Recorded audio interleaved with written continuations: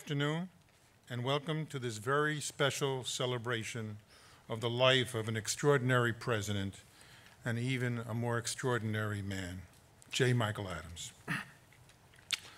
We have a wonderful program today, and you will hear many of his close friends and colleagues who will share their memories. You know, I watched Michael Adams begin so many events and welcome so many people as I welcome you today.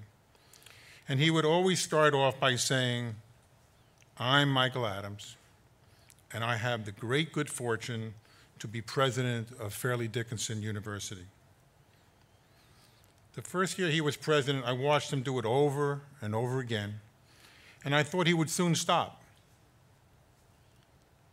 He'll grow tired of saying that, or worse, he'll realize it's not all roses. But each year he continued to say it, and you know what? He always truly meant it. No matter the challenges, no matter the difficulties, even on the bad days, he loved every minute of being president.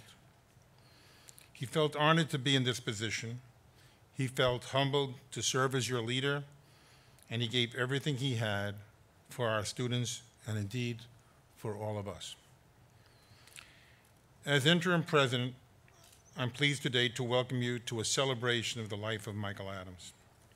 And I'm proud and honored to say that I had the great good fortune to know and love Michael Adams. I'm confident in saying on behalf of FDU that our great good fortune was to have Michael Adams as our president. For a man of his stature and accomplishments, Michael Adams was the most humble person I ever met. He lived by the Gandhi quote, "You must be the change you wish to see in the world." Michael was that change. He was energetic and passionate. He was thoughtful and considerate. He was a seeker of truth and wisdom, and he was a man of peace and kindness. He was a visionary whose intellect was matched by his compassion and humility. Michael's life also well reflected an example of another great person from India, Mother Teresa.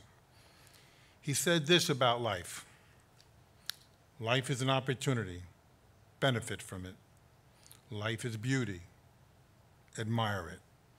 Life is a dream, realize it. Life is a challenge, meet it. Life is a duty, complete it. Life is a game, play it. Life is a promise, fulfill it. Life is sorrow, overcome it. Life is a song, sing it.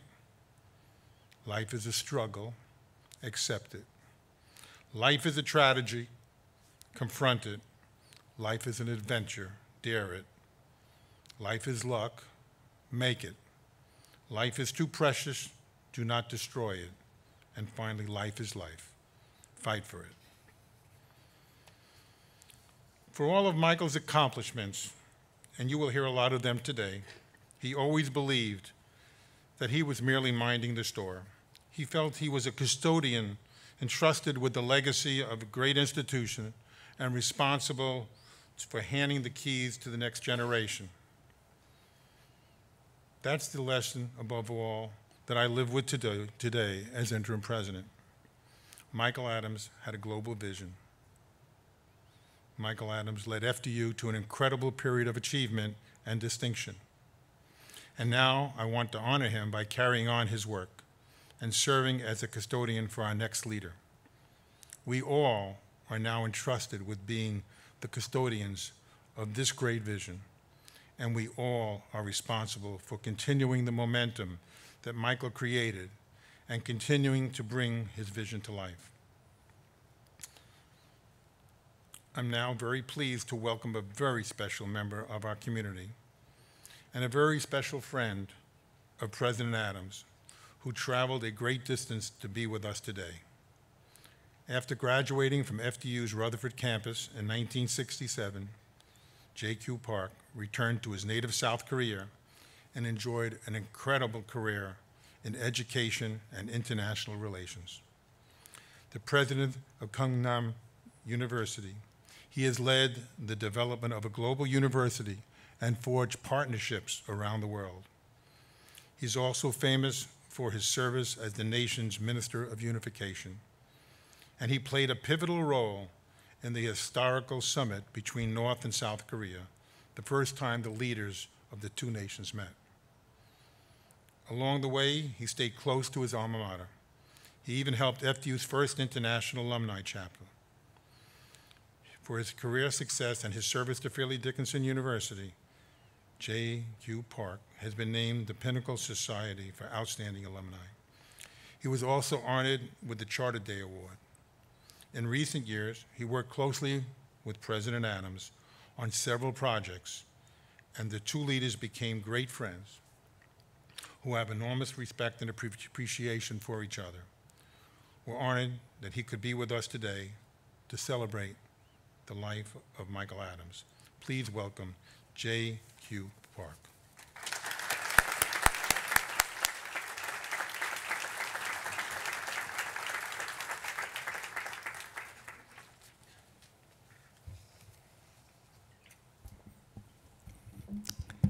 Good afternoon, Susan, family, and friend of J. Michael Adams. As an interim president just said about my 67 graduate of FDU and the president of Gyeongnam University. I'm sure you all know about the immeasurable contribution Michael made to Fairleigh Dickinson University over the past 12 years. What you might not know is that he was also a true friend of Korea and a true friend of mine. I have been blessed to have known him over past 12 years through the close cooperation of our two universities. In August last year, Michael came to Seoul with UN General Secretary Ban Ki-moon to make keynote speech at the inaugural conference for the UN Academic Impact. We talked about a dream we shared. That dream was to be global leaders in education. He strongly mentioned our effort to enhance the quality and reputation of both FDU and the Gyeongnam University. But at that time, Michael didn't know how serious his condition had become. A month or so after our meeting, he called to say he was going to hospital that would undergo a new treatment. In winter, I flew to New York and met him in hospital for what would be the last time. Michael, I miss you. You are a good partner to work with. Most of all, your friendship was steadfast. I'll do everything I can to realize the dream we set out to achieve. My sympathies go to Susan and the family, who must feel Michael's absence the most. He was a remarkable man. He will be remembered always. Thank you very much.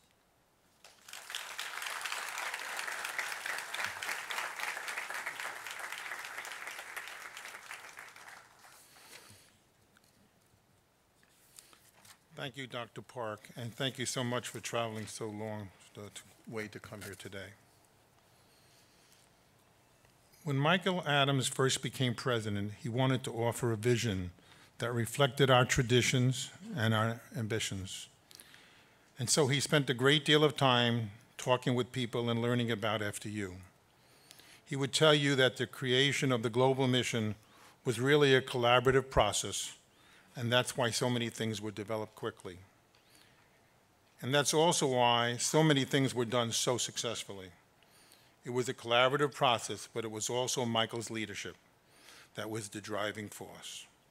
I'm pleased to welcome someone who worked closely with Michael on many global initiatives, including the establishment of the FDU Vancouver campus.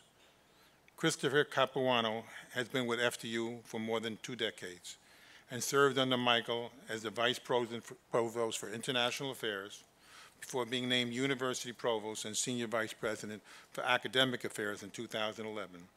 Please welcome Christopher Capuano.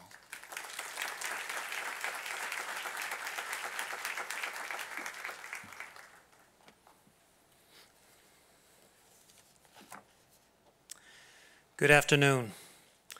As the university's Chief Academic Officer, it is my honor and privilege to speak on behalf of the university's 5 academic deans and its more than 900 full and part-time faculty. And I am grateful for the opportunity to say a few words in memory of the university's 6th president and my former colleague and good friend, Dr. J. Michael Adams. As someone who worked closely with Dr. Adams for most of his tenure as president of this great university, initially in my role as director of the School of Psychology, then as Vice Provost for International Affairs, and most recently as University Provost, and as someone who has read extensively about the university's history and its former presidents, I can say with confidence that President J. Michael Adams was the most visionary and transformational president that Fairleigh Dickinson University has ever known. And the gifts that Dr. Adams brought to the university weren't just his leadership and ability to think creatively. It was his unique ability to engage and inspire others, many others in fact, to work with him in restoring to FDU a tradition in global learning and an inspired global mission that was truly his gift to us. Over his 13 years as president of FDU, he created transformational programs and an unparalleled sense of mission, a truly global mission that empowered others at the university to do great things.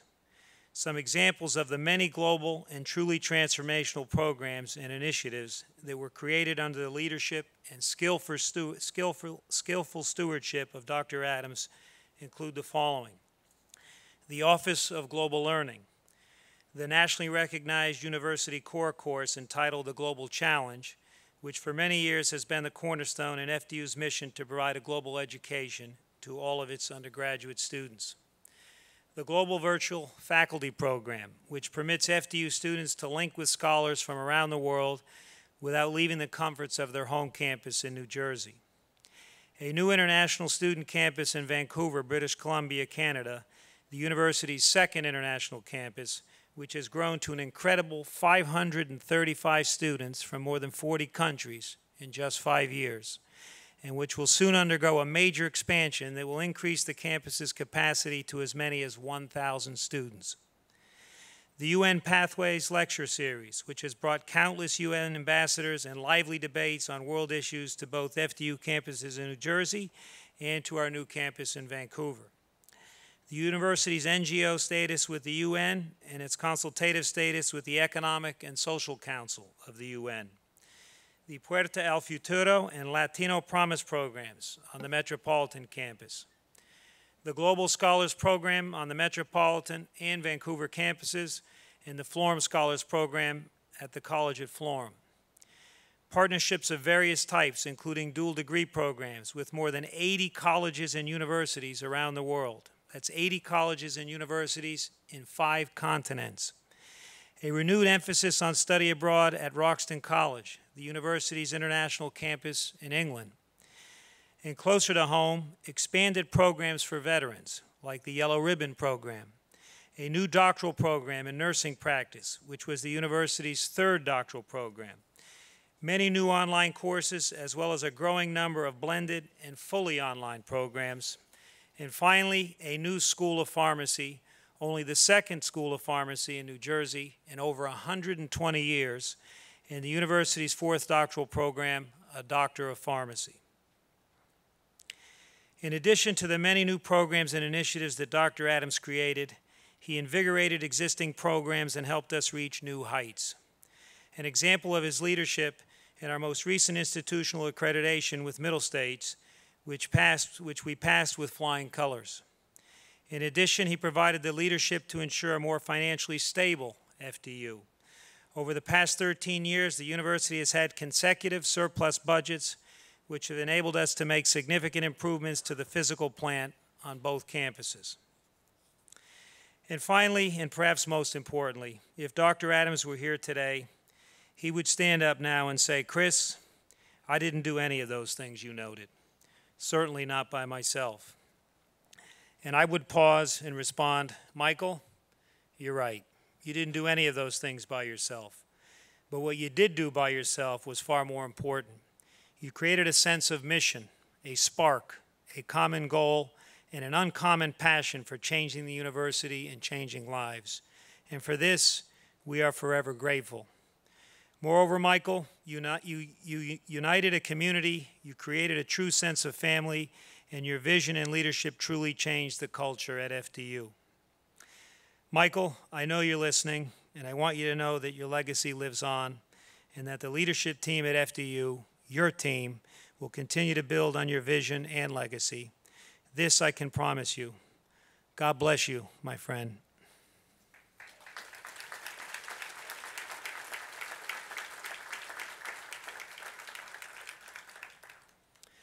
As I noted earlier, a few weeks ago, we opened the first class, 81 students, to our new School of Pharmacy. The pharmacy school was created by a group of talented innovators who worked tirelessly over the last few years to develop a curriculum that will shape the future of pharmacy practice. This school, of course, would not have been possible without the vision and inspiration of Dr. J. Michael Adams. In August, the first class received their white coats in a ceremony symbolizing the beginning of their training. President Adams, unfortunately, could not be there for that historic moment in person, but he was certainly there in spirit. And today we wish to commemorate his role in this incredible initiative. Please welcome Interim Dean of the School of Pharmacy, Dr. Michael Aveltroni, who will present a white coat to Dr. Adams' wife, Susan, and to his son, Ben.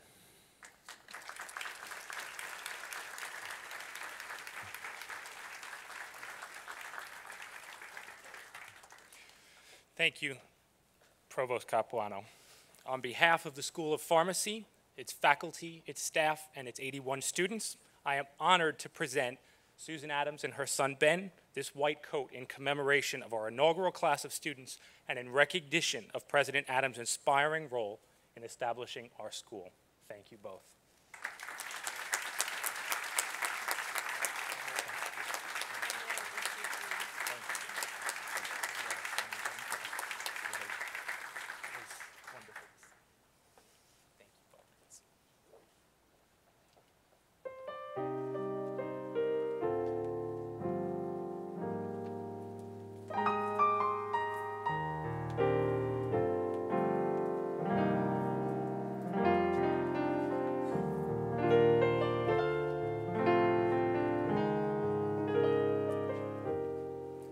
Hello, everyone. I'm the president of IGE. We're just going to sing a song for President Adams. I just wanted to say I personally met him and knew him when I was a freshman here, and he did he came in and he spoke to us and let us know that we can be who we wanted to be. We didn't have to feel less of ourselves. We didn't have to feel like we couldn't do it. We can do it. And he showed us a trick that we should always carry around an extra pen. So what he would do is he would come in and he would say, "Who has an extra pen?" And whoever had that extra pen, he would give them $20. So I always keep an extra pen now. But we're going to sing this song for him because he was a visionary and he was a dreamer. He had a dream for this campus. So as students, it's our job to carry out that dream and to keep that dream alive. So we'll be performing a song, Keep the Dream Alive. I hope you enjoy it.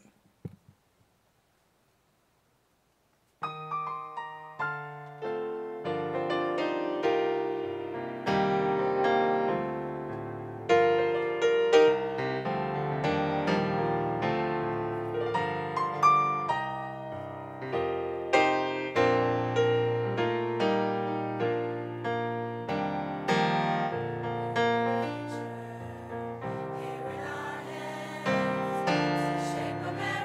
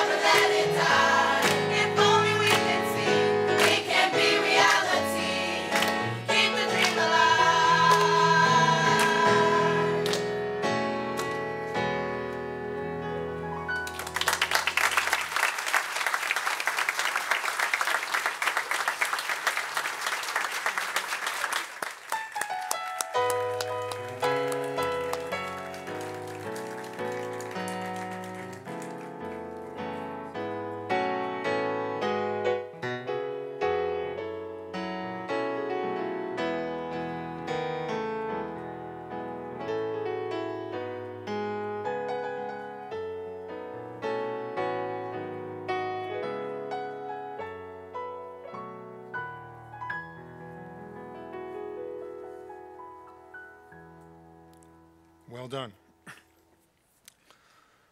Michael Adams always said the definition of a university is its faculty, and he was proud of the FDU faculty as any president could be.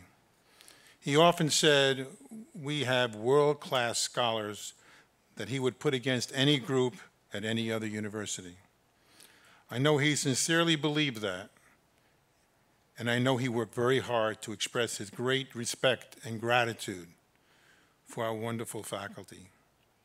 Speaking today on behalf of the faculty is the President of the Faculty Senate, Paulette Lausch.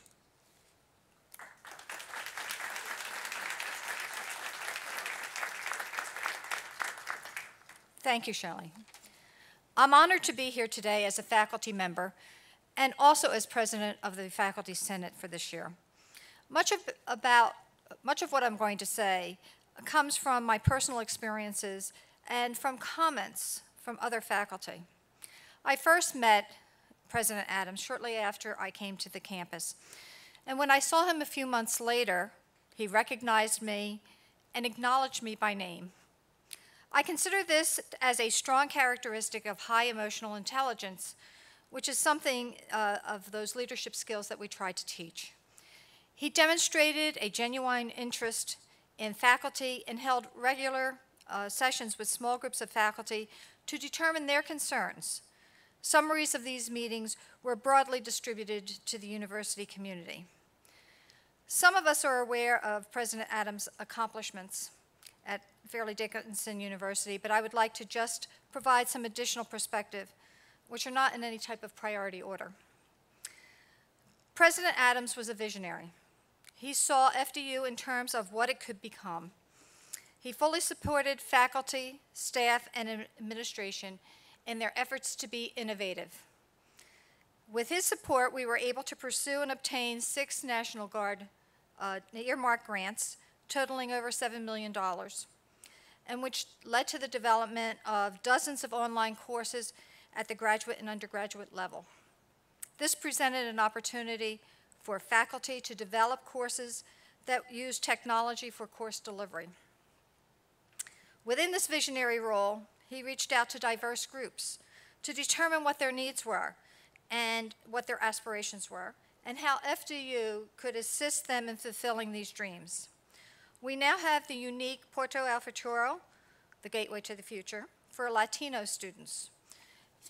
The success of this program led us to the Korean program, the Mira Row, and the Changgong program for Chinese students. These new programs that grew out of the ideas of our global view and through the support of President Adams.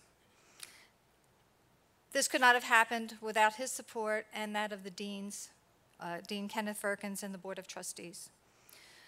Our continued focus on global education was a primary theme of Michael, who saw the expanded relationship with the United Nations and the NGOs. In addition, the amazing foresight to develop FDU Vancouver is another example of our outreach to the Pacific Rim, as well as to other countries. That campus has drawn students from many countries, such as China, India, Korea, Russia, and Saudi Arabia, and now is seeing students from various other countries in South and Central America. His most outstanding attributes, one of his most outstanding attributes was that of compassion. He has supported our Richard Fritzke benefit dinners and the George Martin Walk for 9/11. For those who do not know, Richard Fritzke was an adjunct faculty member who had a severe, debilitating illness, and that dinner has raised funds to help him and his family. The Walk for 9/11 raises money for victims of that terroristic act. He supported faculty, departments, schools, and colleges to develop potential initiatives to enhance the quality of our education and our reputation. It is through his vision and encouragement that FDU has expanded its reach across the globe. He won the respect of his peers, the faculty, the students, the alumni, and the Board of Trustees. President Adams was my president, and he will be sorely missed.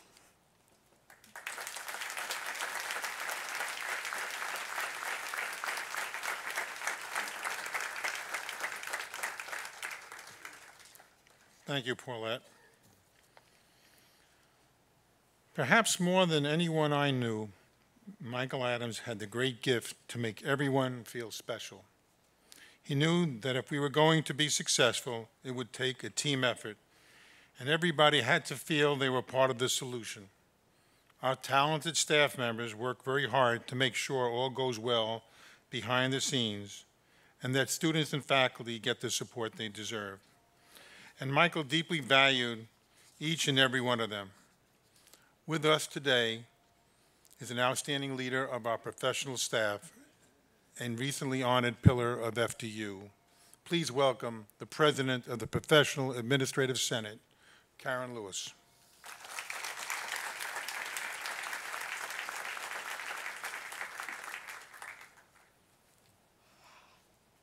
Thank you, Shelley. As the President of the Professional Administrative Senate, I stand before you, heartened by your warmth and kindness, as we remember a remarkable leader and friend to Fairleigh Dickinson University, President J. Michael Adams.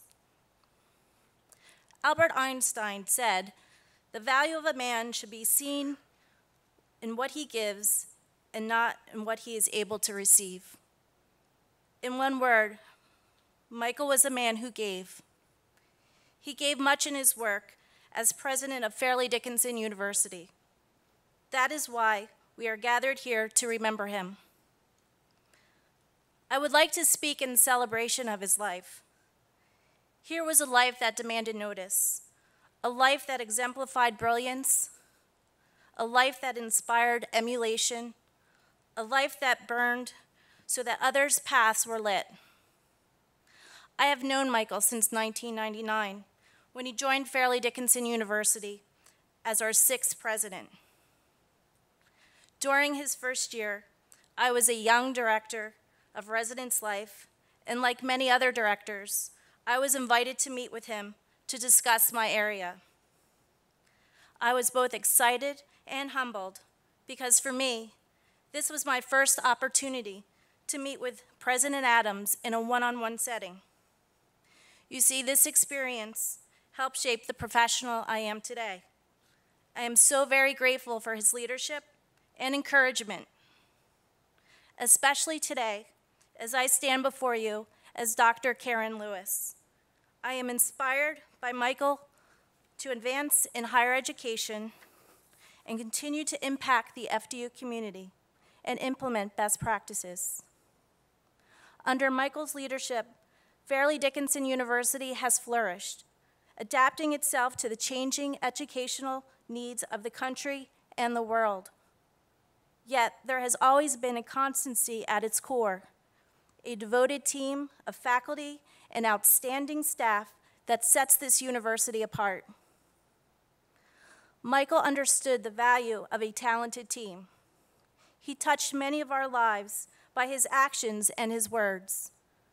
Some of you may have been touched by a handwritten note he sent during a difficult time, or his ability to listen to your professional concerns and make you feel like you're the only one standing in Dickinson or Lenfell Hall. Michael cared, and it showed. He not only knew the faces of his team, but often knew their names and their stories. He took the time to say hello, and he listened. He instituted PAS forums, an opportunity where he invited 10 PAS members to lunch to sit down with him to discuss topics to improve FDU and, of course, to get to know them. He consistently met each semester with our PAS colleagues to share information and thank us for our daily contributions. He strived to make good on our global mission by reinstating the PAS Roxton Retreat, which was first initiated by President Frank Mertz. Under President Adams' leadership, he consulted with the Executive Council of the Professional Administrative Senate, the Office of Global Learning, and the Dean of Roxton College to create a professional development program on multicultural and international perspectives. To date, more than 40 PAS members have participated. Of course, when feasible, he made sure faculty and staff receive cost of living adjustments. He genuinely cared for his colleagues and our well-being. In fact, it was very common for him to invite a staff member to his office, not to discuss business, but to console a colleague who recently lost a loved one, or bond with an employee who was experiencing a health crisis, and of course, to celebrate the birth of a child or grandchild. It's these actions that made him so genuine, so likable, so admired. Michael was living proof how a citizen of the world can be. He was a good boss, a loving husband to his wife Susan, and a devoted father to his children. He was also a good friend to many of us and a great colleague. The character of the life he lived must be summed up in a few words. He was sincere, he was earnest, and he was loyal. Michael led Fairleigh Dickinson University in such a way that he exemplified leadership. He gave energy, commitment, and inspiration to PAS members and others with whom he worked. The president, we remember, was always happy and had a good sense of humor and a gentle demeanor. Michael was bright, logical, and systematic in his thinking. He was always willing to share his ideas and information. He was passionately interested in global education, and this passion was shared by our community. In his career as president of Fairleigh Dickinson University, he worked with passion, integrity, and energy. Each of us who knew him will miss his rare friendliness and charm of personality. Michael was authentically warm and a wonderful individual, one we will greatly miss. Our sorrow is lessened only slightly with a comforting thought that we had the privilege to know and work with him. Thank you.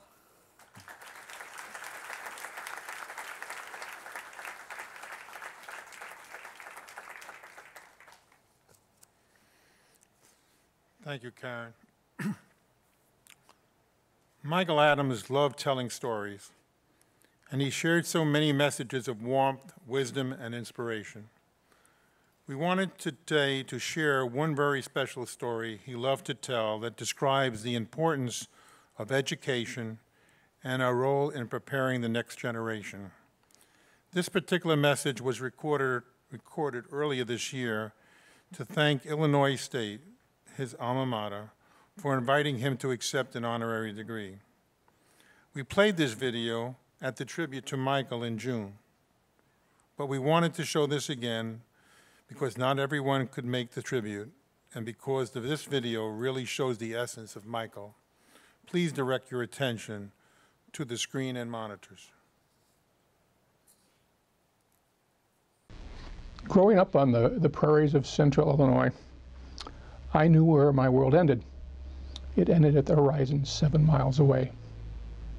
And growing up in that environment, I thought I knew my role and what it was going to be in that world. And then I came as a freshman to Illinois State University. Over the next 4 years, my world became much larger. It became much larger than the limits at the horizon. And my potential role in that new environment also grew larger. The people at ISU gave me the world. People such as Fred Kagi and Chuck Porter, Joe Talkington, Paul Baker, and Ted Igniowski. And for that, I am profoundly grateful. May I tell you a brief story? Fairleigh Dickinson has a wonderful campus in Roxton, England. It's a 13th century abbey. It's also the ancestral home of Lord North. Lord North was England's prime minister during our American Revolutionary War. It's an incredible place where you trip over history in every room. And the grounds are spectacular. The green lawn looks so perfect that it appears that each blade of grass was individually snipped just to the right length. The entire 70 acres are managed by one person, Mr. Robert Denton. Robert has been the groundsman at Roxton for nearly 50 years. His father was a groundsman before him. Robert perhaps finished the 6th grade. One exquisite afternoon, I was feeling pretty good as I looked over part of the Roxton grounds. After all, I was the university president, and this was one of my campuses. Robert saw me, and he came over to say hello. Robert does not talk a lot. After our brief greeting, there was an awkward silence. And finally, Robert asked, he says, do you see that tree over there? There it was, a huge oak, perhaps 6 feet in diameter. And Robert said, we think it's 500 years old. Again, silence. A minute passed without a sound. It was agony. Then Robert pointed to another tree. He said, you see that tree over there? It was perhaps 6 inches in diameter. Robert said to me, I planted that tree. It was for the next generation. I was speechless. Wisdom can be found from surprising sources. Thank you, Robert. You're wiser than I. Of course, Roxton campus was not mine. We are only custodians, and we must be humble. Our primary role in the university is to prepare the next generation. That's precisely what Illinois State did for me, and joyfully it continues to do. It prepares the next generation for a complex, challenging world. Thank you for this honor today. You uplift and reinforce all that I do.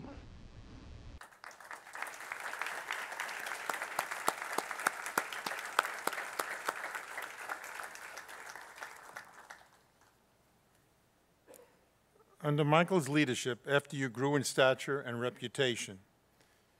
You can tell that in lots of ways, but one of the most obvious signs is that people want to study here. Both overall enrollment and full-time freshman enrollment grew significantly over the last decade, and with a corresponding rise in academic quality among those enrolled. Our next speaker has played a leadership role in our admissions efforts. He briefly worked with Michael at Drexel University, but they barely had a chance to meet.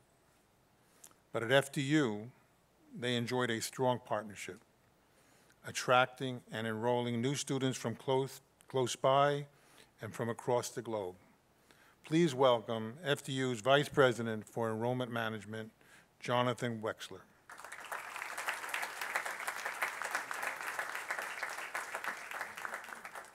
Thank you, Shelley. It's a pleasure to be here today. It was just over 5 years ago, I was living in Seattle and really wanted to come back to the East Coast. And as anybody does, you put some feelers out there, and one of them I put to a consultant I knew. And about a month later, he called me back, and he said, do you know about Fairleigh Dickinson? And I said, yes. And he said, well, is this a place you might be interested in? They have a great president, which is something, the first thing you like to hear.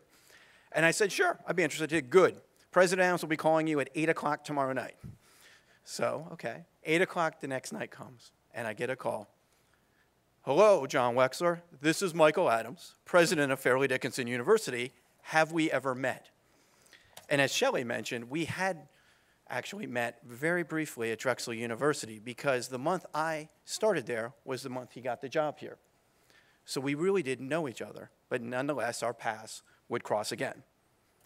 So President Adams invited me to campus to come and interview. And there were a number of things that still to this day I remember.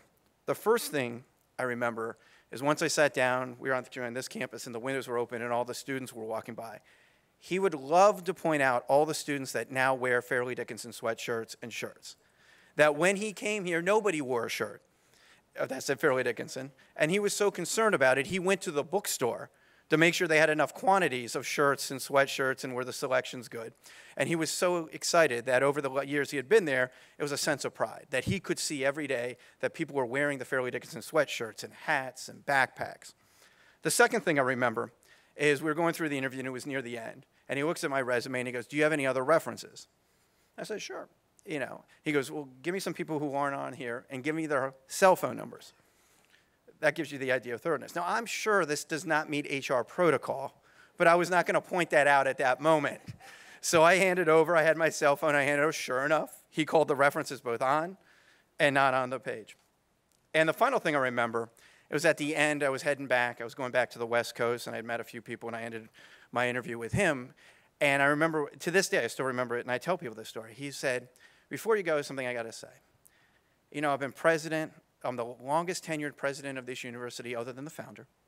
I've traveled all over the world. I've written 9 books. But the one thing I have learned in life is don't underestimate luck. And it could be luck that puts us here today, and it could be luck that makes a successful relationship. And that stuck with me to this day. So a week or so later, I got the offer and accepted it. And then later that night, the person who had recommended me, who was friends with Michael, calls me. And I'm like, oh, he's probably going to congratulate me, good job. He calls me, he goes, I talked to President Adams today, so you're going to FDU. I said, yeah. He goes, okay, here's the deal. When I recommended you, I know hundreds of presidents. I go to hundreds of campuses a year. I really like this guy. This guy's a friend. Don't make me look bad. And so I'm thinking to myself, with an endorsement from my reference like that, how could I go wrong coming here? So once I started here, Michael was always from day one, anything you need, anything you want, come and see me, set up a meeting, call Terry, we'll get it set up, come and talk. And so that request would come soon enough. I started here January of 2008, and I had noticed that I looked at, like anybody would, how did we, the big day here on this campus, because enrollment is one of the big days, is admitted student days on both campuses. And I had seen that President Adams hadn't spoken at admitted student days. He had spoken at another event that we were no longer doing. So I said to my staff, well, this is a done deal. President Adams is speaking at this event. I'd seen he was available. They're like, have you cleared it with him? Oh, yeah, I had not. I said, yeah. So it was a Friday afternoon, I remember this, and I go down for a regular meeting, and I talk to President Adams. And to my surprise, and it's a late Friday afternoon, which comes into play, he was not up to doing it, not because he didn't want to, because he didn't like the venues. He didn't think the venues had the great sound that he was used to as a venue like this, or maybe Lenfeld. They were in the big auditoriums. And so thinking I was being candid and regretting it after I said, well, we need the president, and do you know of another president who may be able to speak at the event? Maybe not the best choice of words in the afternoon, pushing my luck 6 weeks into the job. So he said, let me think about it, and I'll get back to you. Well enough, Saturday, get an email. I'm doing it, but I want some involvement, which any of us know is not a surprise, in the event. That's not a problem at all. And we did it to 2 venues. So what we did is leading up to this event, we outlined where the podium would be, where the stage would be, where the crowd would be, to the extent we even brought in the sound team that would be there on the day of the event to make sure the sound went well. And I actually took a lot from that this level of detail, to make sure he does a great job, and we all do a great job, is something that you can pass through to you and to your staff. Needless to say, the event went great. And we had to do one at Metro and one at Forum, back-to-back days this year. And the event went great, and people were coming up and how great it was. And I remember in between, like I said, there was a day in between. So we did the event at Metro. People loved it. People were talking, parents were talking to him after the event. His speech went well. And it wasn't a speech, it was a talk on PowerPoint. The next day, we have an event at the Forum campus, 5 minutes before I'm going on. And there's a lot of people there. It's our biggest event of the year. President's there. I had created opening remarks and worked with Angela because I wanted to do a great job introducing the president. He said 5 minutes before it was going on at the Forum the next day, he goes, I need more time. I need more time for question and answer. And I'm like, Michael, these kids got to go to events, and we got to keep them moving. Oh, no. I'm taking the time from you. From me. So he goes into my pocket. He knows I keep my talking points there. He gets a pen out, 2 pens, remember, and he begins crossing out all the things I don't need to introduce about him. He goes, it's too long, it's too boring, just knock it out, I need the time for Q&A. So he literally crosses half my speech out that I'd probably worked an hour with on Angela with. And we go up there, and literally I think I said, ladies and gentlemen, the president of Fairleigh Dickinson University, Michael Adams. And he was able to do that. But it was the kind of level of detail, but he, once again, as someone was saying before, it was never about him. And never about he just wanted to talk, and he wanted to be able to answer more questions. So later that day, after the second event had happened, I got an email from him that thank you, big title, bravo. Bravo, job well done. Thank you for pushing me. Thank you for getting me to do it. I thought the event went great. When it comes to enrollment stuff and event stuff, use me where you need me, and we'll go from there. But bravo was all over the email, and I remember it to this day. And this was just the first of many supportive things President Adams did for me and enrollment management, me personally, that went out of his way. He would regularly, after meetings or conversations, follow up with notes, emails, phone calls, stuff that most people didn't ever see. Correspondence, and it wasn't always FDU related. It was very personal related and everything like that. One of the things I remember was opportunity to travel. I had an internet, and everybody knows Michael loves everything internet, anything and everything international. And with the international opportunity came up, I had the opportunity to go to India and China back-to-back for university relations. And I was kind of apprehensive. I've never been to India, never been to China. First reaction was, man, I bet they don't have ESPN there. That's a... but Michael's like, kept pushing me. He's like, he'd call me. He goes, are you going? Have you booked it? Have you booked it? And I'm like, so I ended up going. And it was a great time. But before I went, I remember he's like, so you're going, I hear you're going to Mumbai. He goes, I got 5 great restaurants for you. The man gets reading them off like he's reading the Zagat's from Manhattan. It's on the corner of so-and-so. It's really great, I think. So we ended up going to one of them, which was really great. But it was just another example of the input and dedication he showed to me and many others that are here. And he just really, really felt great when both meeting with him and traveling and representing universities. So I circle back to that first day. And I honestly feel I'm one of the luckiest guys to have worked here, known him, and I think a lot of people feel the same way. And then finally, I think the largest and biggest bravo goes to Michael for everything that he's done. Bravo. Thank you.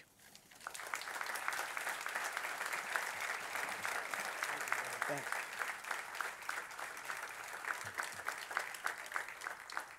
Thank you, John. The job of a university president is unbelievably complicated, as I'm learning the hard way. There are so many demands on you that it's easy to lose sight of our main objective, the very reason for our position, namely transforming the lives of our students. I know Michael had no greater joy than seeing our students expand their horizons, open new doors, and fulfill their dreams. He believed the world was a stage, and he was excited to see them take the leading roles. I'm pleased to introduce 2 students who dove into global education at FDU, who sees some exciting opportunities and who prepared themselves well for success in a global society.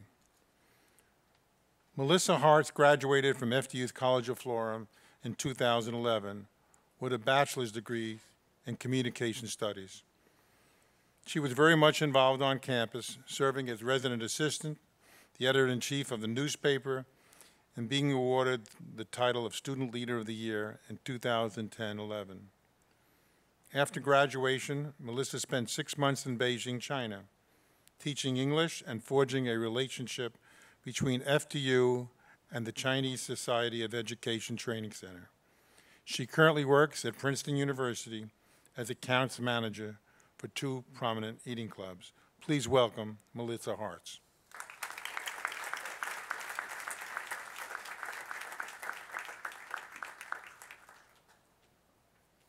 Thank you very much. Sometimes we're lucky enough to cross paths with someone who helps us open the doors to life-changing opportunities. And for me, that person was Michael Adams. At my freshman orientation in June 2007, my parents and I sat at a presentation in College at Florham's Lenfell Hall. President Adams welcomed us to the university and explained how our experiences over the next 4 years might be a little bit different from our peers at other universities. He was an absolutely captivating speaker, and it was one of the first times that I had heard the phrase global citizenship. And I remember coming away from that presentation feeling inspired. During my junior year at FDU, I traveled to Costa Rica with 12 other FDU students. We did a week-long community service trip in a seaside town called Manzanillo. The trip not only gave me a chance to give back to that community, but it also opened up to me to become part of a community in a culture that was completely different from my own. I went there with the intent to repair the town's only schoolhouse and to write some articles for the newspaper, but the real memories that stuck with me were getting Spanish lessons on the beach from some townspeople and cooking, learning how to cook traditional meals with the women of the town. And those are the real memories that'll stick with me. During my term as editor-in-chief at the College of Florham newspaper, I was granted the special opportunity to interview Michael Adams about his new position as IAUP president. A meeting that would have taken usually about half an hour had stretched into an entire afternoon of learning, sharing, and connecting. As a student, that single afternoon with my university president was a special one. It meant so much to me that someone whose agenda included meetings with foreign ambassadors and attending UN events would set aside the time to have a heart-to-heart conversation with me about my career goals, my role as a resident assistant, and some fears that I had about coming out into the real world as an adult for the first time. He asked me what I would be doing after graduation, and I told him that I had recently accepted an opportunity to go to Beijing, China for half a year and teach English to Chinese high school students. The smile on his face told me that he was just as proud as I was excited and a little bit nervous. Since returning from China, it's become clear to me why President Adams works so hard toward global education. The things that I learned stepping out of my comfort zone and out of the classroom were the more memorable experiences, and they really prepared me for life after college and for being a citizen of the world, as he told me that first day at FDU. President Adams' constant forward thinking continues to be a source of inspiration for me. With every accomplishment and leadership position he attained, his thoughts didn't turn to, look at all these things that I did. It turned to, look at all these things that I can do now. After being elected IAUP president, he told me the part that he was looking forward to most was answering the question, where are we going? And that taught me that success isn't an end point, it's just a key that opens up more opportunities. They say that goodness inspires goodness, and I find this to be especially true in the case of President Adams. He sparked in me a love of travel, and in many more, a passion to use one's education and resources to improve the lives of others. In the spirit of his ever-forward thinking, I'm so eager to see how his vision will shape the lives of generations to come. Thank you so much for having me here to celebrate his work.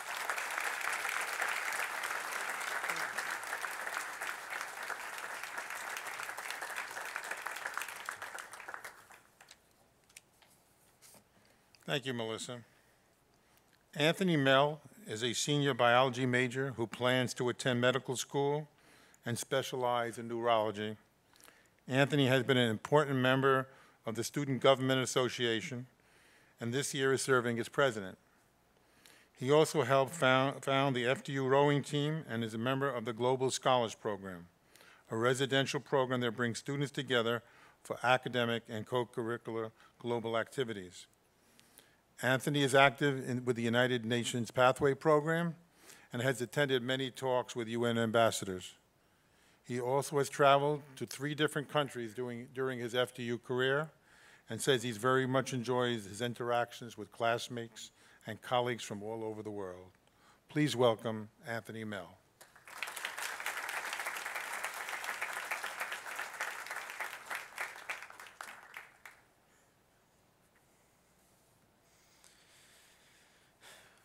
Looking back in time in my life, only just 4 years ago, it's hard to imagine that I would ever come from where I was to where I am today. I grew up in a very small town in Pennsylvania where global thinking extended about as far as having tacos on Tuesdays. As a youth, I knew that this wasn't what I wanted, but it took the light of a great leader to show me what else was possible. This man was J. Michael Adams. His vision of global education was what first brought me to FDU, and I am forever indebted to his vision and his leadership for so many wonderful memories and so many life-changing experiences. From the time of my first days entering this university, I have had the privilege of experiencing a global education that would have made President Adams proud. I traveled to Roxton, England, and was given an education in theater by the Royal Shakespeare Company. a lesson in English history near the hallowed statues of Trafalgar Square, and a lesson in British politics in the rambunctious dark rooms of English pubs. Not a full year later, I was in Belize, where I experienced sustainable living on an island that was almost 100% self-sufficient, not only because of want, but because of the need its isolation caused. I had a science course in marine biology, taught by Smithsonian researchers collecting samples in the Caribbean Sea. I had a lesson in pharmaceuticals from a botanist whose natural remedies had never been investigated by Western medicine and stretched back in traditions for hundreds of years. I later studied in Barcelona, where I stood on top of the grand architectural wonders of Gaudi, felt the humble grandeur of ancient Roman ruins beneath my feet, and gazed upon the surrealistic void landscapes of Dali's original works. And of course, here in humble New Jersey, I was immersed in global thinking, meeting and working with UN ambassadors through dinners and internships, being educated by professors from all across the globe, and making lifelong friends whose backgrounds and life experiences were diverse as the world itself. It took many people to make this type of education possible, but there was only one person who could have sparked such passion and inspired such a mission. It is the mark of a great leader to not just act out his vision in his own life, but to also light a torch so brilliant that it can attract so many from so far to follow in their footsteps. President Adams' torch guided me here, lit this path for me, and shed light on a whole new world. He changed my life and gave me the opportunity to make this education everything I could imagine. And it is President Adams' torch, his vision, that will burn on long after we have said our goodbyes. It is his torch that will continue to attract students and invite them to a whole new world of possibilities. Thank you, President Adams.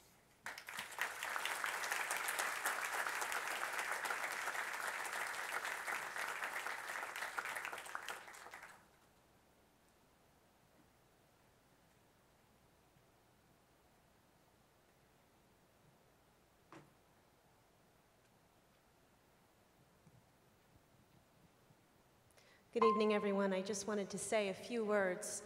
I'm a graduate of Fairleigh Dickinson University. I graduated from the Corporate and Organizational Communications program in 1999, and it feels so fitting for me to be singing this song in honor of President Adams this evening, because the very first time I was invited to sing for the university was at his inauguration. And it is also at the time when I met my husband, who's also a graduate of the university. So Dr. Michael Adams and his family will always hold a special place in my heart. He was not only a great leader of this university, but he also was a man of strong faith. And he certainly believed.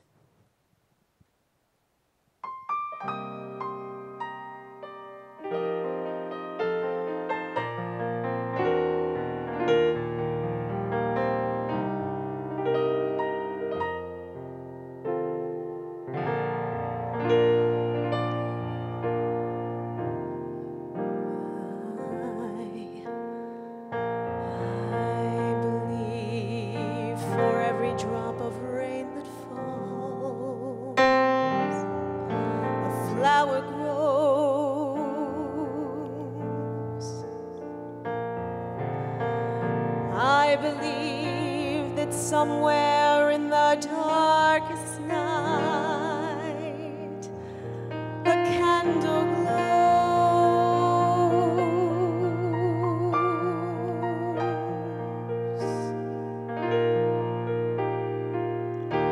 I believe for everyone who goes astray, someone is there to show the way.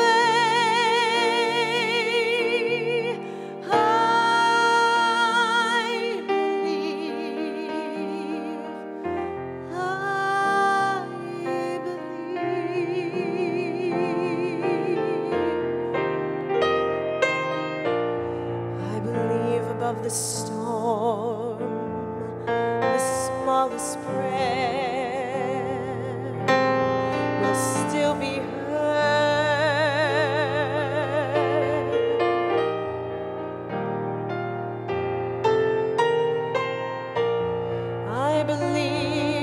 somewhere in the great somewhere. Here's everywhere.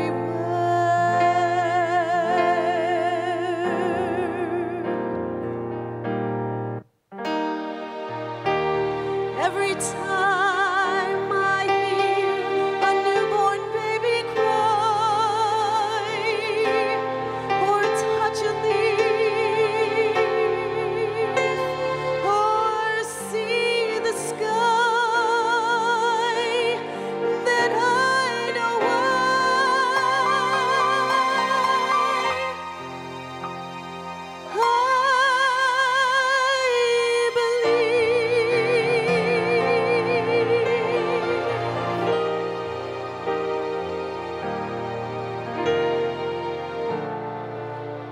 I believe in the storm, the smallest prayer will be heard.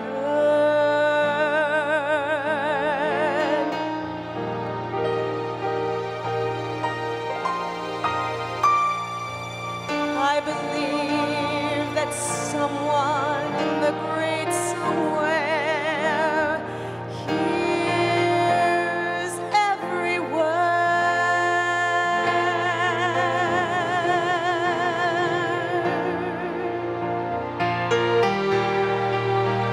When I hear a newborn baby cry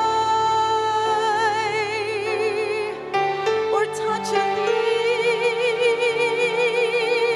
or see the sky, then I know why.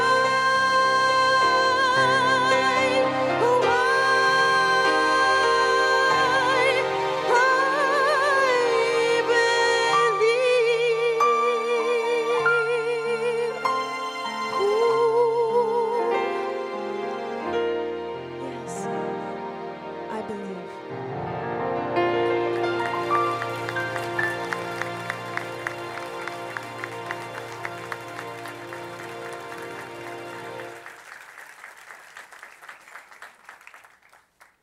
Thank you, Stephanie. That was beautiful.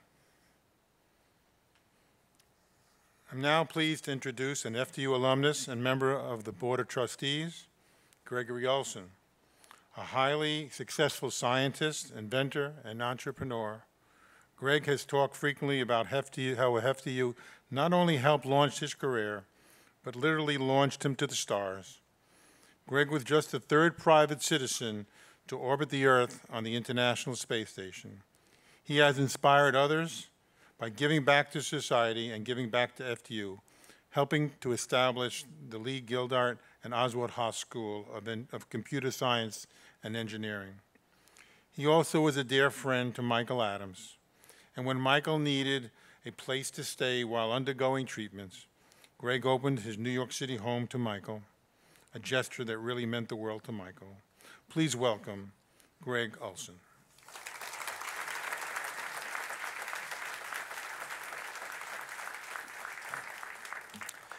It was almost exactly 50 years ago that I attended my first convocation across the river as a freshman at FDU. I even remember the speaker. It was William F. Buckley, who back then was a rising star.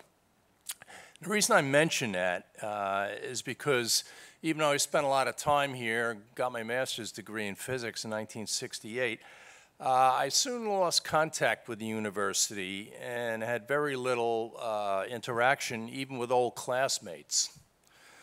But somehow Mike Adams changed all that. He and I got connected about 10 years ago and just put me really in touch back with my roots. Just like many people, I loved him for his enthusiasm and for his life in general, and how he cared for Fairleigh Dickinson in particular. Now, you talk about food and wine. I'll take FDU over Princeton any day, and that's thanks to Mike. Mike was really an upbeat guy, kind of person you like to be around. I always enjoyed sitting next to him at functions. I mean, he's a storehouse of knowledge, and someone who was generally interested in life and people in particular. I know Mike loved Fairleigh Dickinson dearly, just as we loved him. And speaking on behalf of everyone in this room, Mike Adams, it was a true privilege and honor to know you. Thank you.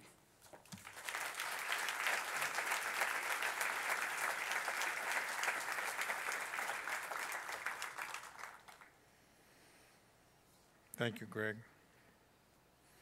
I'm now honored to introduce someone who spent a great deal of time with Michael Adams, strategizing over the future of Fairleigh Dickinson University, a widely influential leader in the pharmaceutical industry. Patrick Zenner rose from a sales representative to the president and CEO of Huffman LaRoche. An FDU alumnus, active in academic and civic affairs, he joined the University Board of Trustees at FDU in 1995 and was elected chairman in 2003. Together, the Adams-Zenner leadership team presided over a period of exceptional growth and distinction. Their close partnership was marked by great respect, admiration, cooperation, and produced one milestone after another. Please welcome Board Chairman Patrick Zenner.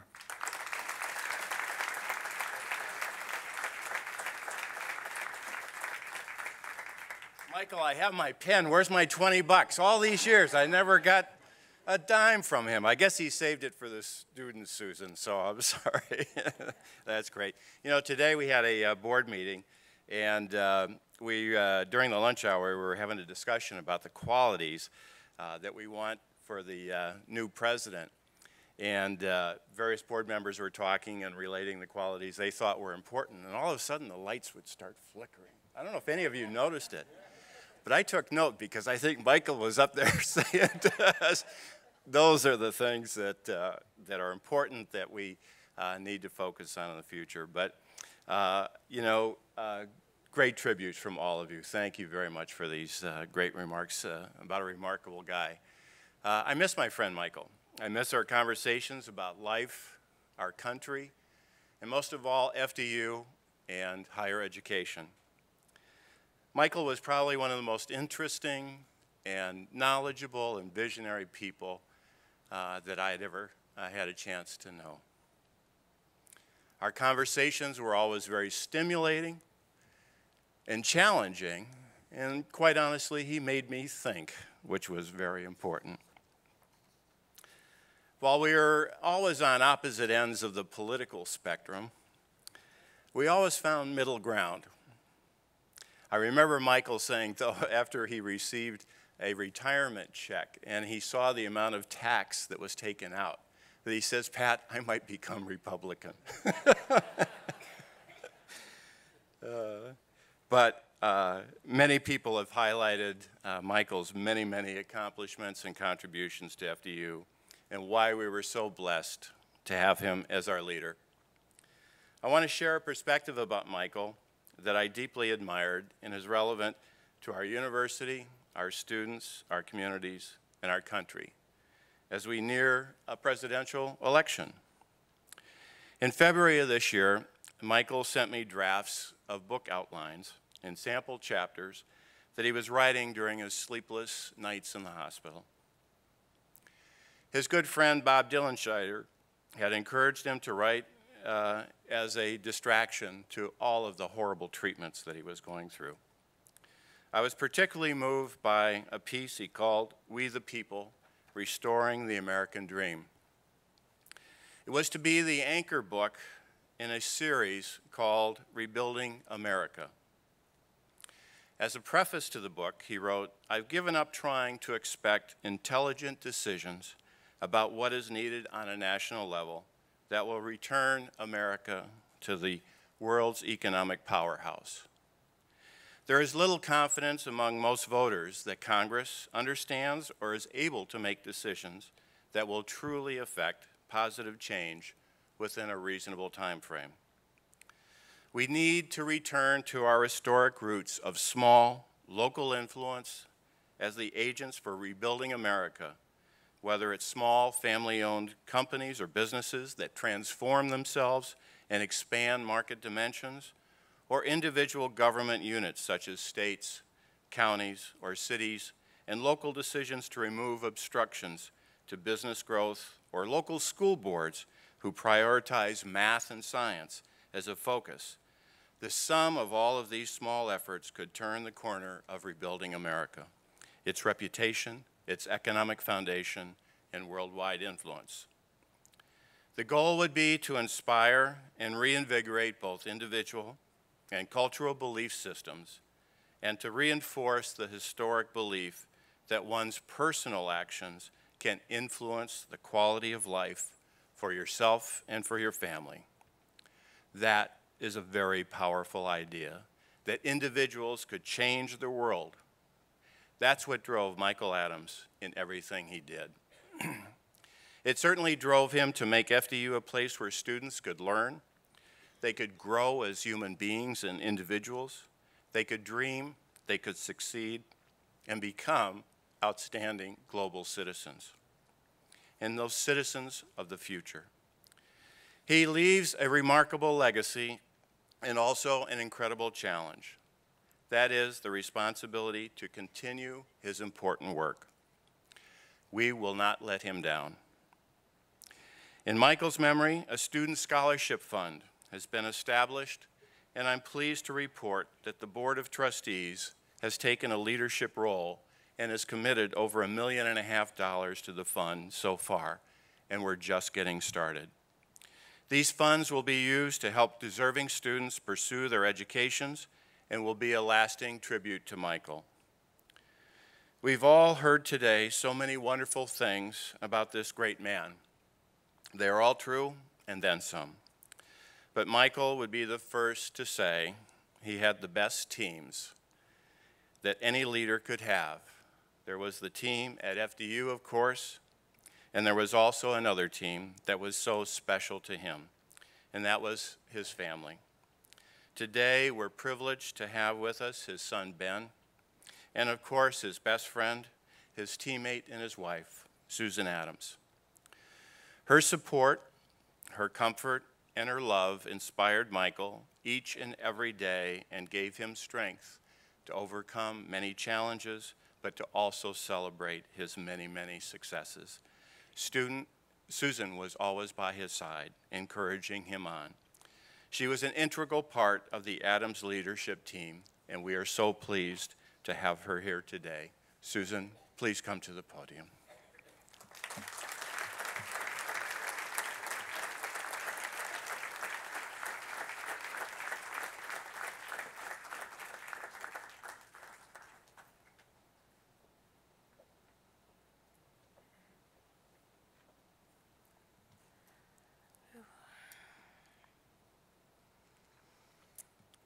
Thank you.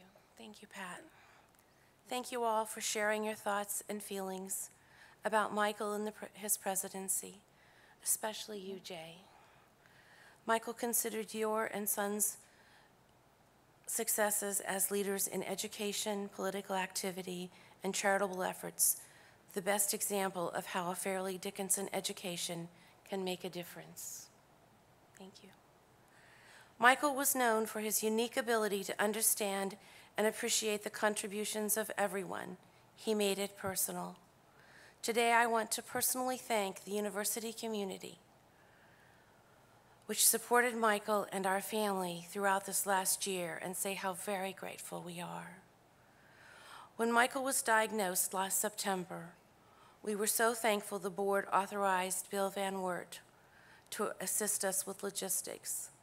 Bill shared this terrible journey with tremendous compassion, thoughtful expertise, and dedication to Michael's dignity and comfort, and I thank him for that. During the times when Michael's situation was complicated, as Shelley said, Greg gave us a place to stay, and it was an amazing effort for us to have somewhere so beautiful and luxurious to stay as Michael recovered from his stem cell transplant. Greg, you know how Michael admired you, appreciated your courage, and was thrilled with your generosity. I assume everyone has encountered the trials of today's medical healthcare system. I could not have navigated that complexity without Stephanie Miller's professional guidance and intervention on our behalf. I am so grateful to Steph and Lori and, of course, Rose, who supported their contributions. There are so many to thank for all the cards, cupcakes, emails, notes, the video, Ellie's poem, and other expressions of concern, love, and friendship that warmed Michael's heart along the way. Michael was a great communicator who kept in touch with so many through the years, and when he was no longer able, your outreach sustained and heartened him. He reveled in the video, cherished the songs, the Sands of Time poster, and appreciated the cards and notes. Bless you all. Among those who reached out, no one was more consistent than Art Petrosolo. Art has created a memory book from the heart for my family from your notes and remembrances. I thank you all for those beautiful notes. Art, as an artist and a friend, thank you. Your love and support continues to uplift my family. Personally, I would like to thank everyone in the President's office. I know this was such a hard time for you as well. In addition to today's event, they organized the family memorial and visitation. Ben and I were so grateful for everything you did to pull that off. I know these are difficult days for you, and I admire your ability to continue to work, and I believe you honor Michael by your efforts. Bless you. And I want to thank the women of FDU who've been so very kind to me. Donna Morkey and Mary Kay Stratus, you are indeed beautiful and bright women. I'm so lucky to know you and stand in awe of your grace, understanding, and compassion. And Sue McConville, your insights by way of your daughter's medical knowledge and your outreach throughout, whether by email or casual text, sustained me. You are a lovely lady, and I appreciate your friendship. Chris Dorfler is the reason we have a group called FDU Women, and with the assistance of Colleen Kopla and Laura Reynolds, we shared great art and good times through the years. Recently, they organized a lovely event that was so touching, and I thank you all. And of course, the Friends of Florham, who organized the renovation of Room 2 at Roxton into the J. Michael Adams Professional Suite, with an initial donation from Carol and Jeff Knopf and supported by so many of you. Special thank yous to Linda Meister and Susie Moran for all they do. Michael and I loved Roxton. We shared so many good times there with faculty and alumni, and this is a project close to my heart. There were other gestures of support from so many of you, quiet smiles, warm hugs, and words of comfort along the way. I'm also grateful for the help from Neil Stern and his team, from Ben Aiello and Jeff, and most especially to Chris Johnson for his friendship and loyalty. Your kindness and understanding reflects the community that FDU has evolved into over the last 13 years, and I see how you loved him, and I thank you for that. Special thanks to Ron Ponder, Ken Breyer, Michael Pocalico, and Mark Campbell for their frequent hospital visits and calls, and Dan Lewis. Dan, I don't know how to share your gift, the gift of hope. Thank you. Last May, when the doctors told Michael he had to let FDU go, he was devastated. He communicated the information to Pat and Shelley, and I'm so very thankful for the great love and support both of them showed. This was the worst of times for Michael, and these two men exemplified the best qualities of friendship, leadership, and honor. They treated Michael with dignity and respect as he stepped down from a job he cherished. Pat and Shelley, it's hard to find the words. to describe how deeply grateful Ben and I are for your support and your love of Michael. Shelley and Chris, you should know how much Michael believed in you both, in your abilities and your commitment to Fairleigh Dickinson. He trusted that you would make a great team to lead the university at this time. Many people today have spoken with great eloquence about Michael's impact. Each time it moves me deeply, as I know it moves you. To see the impact that my husband, your president, had is to feel his presence again and to know his spirit lives on, I believe. At the June Memorial for Michael, I watched with awe as the United Nations Secretary General Ban Ki-moon spoke with such conviction and heartfelt devotion. He said, Michael believed in the power of individuals to make a difference. The Secretary General understood Michael's core humanity. As he said, in a world where so many strive only to acquire, he recognized that it is in giving that we receive. And he gave and gave and gave. Many of you have spoken about Michael's ability to lead and inspire people. I think it was because Michael truly believed in people. He saw potential in others, and he recognized a good idea when he heard it. And nowhere was that more obvious than at Fairleigh Dickinson. He believed in the faculty, in the staff, and the students. Michael believed that everyone could make a difference. He believed that no matter what the role or area of responsibility, everyone who did his or her job well made the university better. We have all heard him say, you can change what you can touch. And he believed that by making FDU and FDU education global, by inspiring students here to make a difference, they would do nothing less than change the world. Many of the notes and letters sent to Michael during his illness and to the family subsequently were from former students he had helped.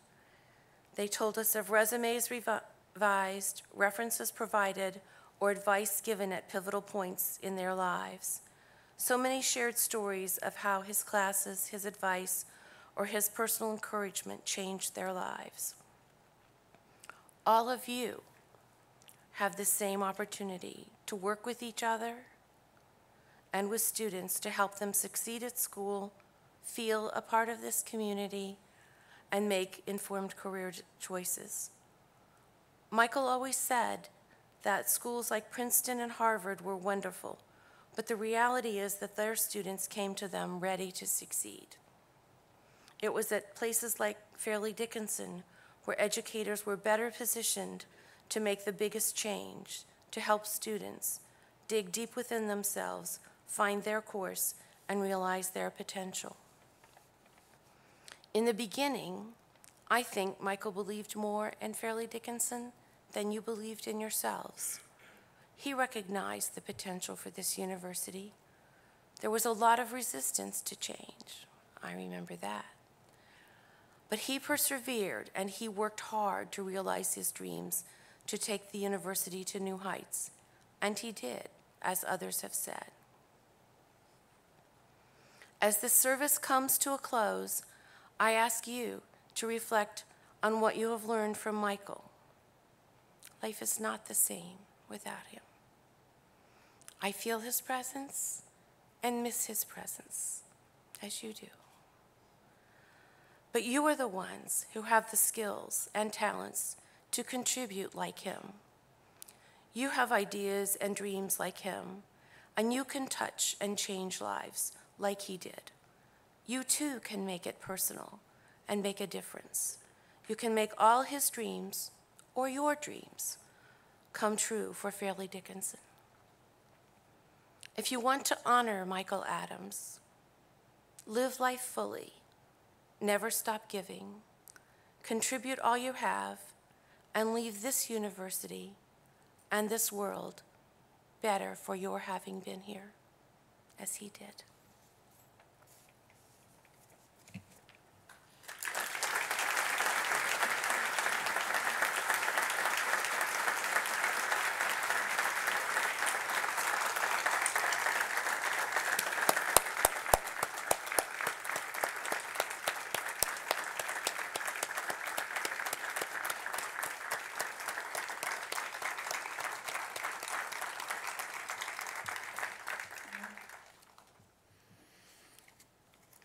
Thank you so much, Susan, for sharing your heart and for sharing your husband with all of us at FDU. Your strength and love for Michael and for the FDU community continues to uplift us. I want to thank all the speakers today who looked deep into their hearts to share with us their remembrances and feelings about someone so special to all of us. I want to share one final story that Michael Adams told me that profoundly moved me. As everyone knows, Michael was a storyteller. No matter the situation or challenge, he could tell a tale that maybe was humorous, maybe was ironic, maybe was troubling, but always revealed an important truth. Michael told me about an old Cherokee legend, a grandfather speaking to his grandson, and he told him that inside every person there's a battle going on between two powerful wolves. One wolf is evil. He represents anger, envy, jealousy, sorrow, regret, greed, arrogance, self-pity, guilt, resentment, inferiority, lies, false pride, superiority, and ego. The other wolf represents good. He stands for joy, peace, love, hope, sincerity, humility, kindness, benevolence, empathy, generosity, truth, compassion, and faith. The grandson listened carefully to his grandpa and then asked the important question, "Who wins the fight?" And the old Cherokee answered, "The one you feed." In honor of Michael, let us all be the change we wish to see in this world, and let us all feed the same wolf that Michael Adams fed. Thank you, Michael, for all you have given to FDU and everyone close to you. Your voice will continue to echo within all of us, and your legacy will last for generations to come. In a moment, the program will conclude with a collection of photos and moments captured in time. And then I invite you to join us for refreshments. But we have a special tribute first. As many of you know, Michael Adams was a veteran of the U.S. Army, and he took great pride in serving his country, and he developed a strong admiration and appreciation for the role that veterans play in a free society. He worked very hard to make sure FDU was among the leaders in educating veterans and giving them back a small amount of what they had given us. To honor Michael Adams' service and to honor his accomplishments and his commitment to veterans and military honors will be presented by New Jersey Honor Guard members Sergeant Dumont Brown and Sergeant Norma Mojica, who is an FDU student. Thank you. Please rise.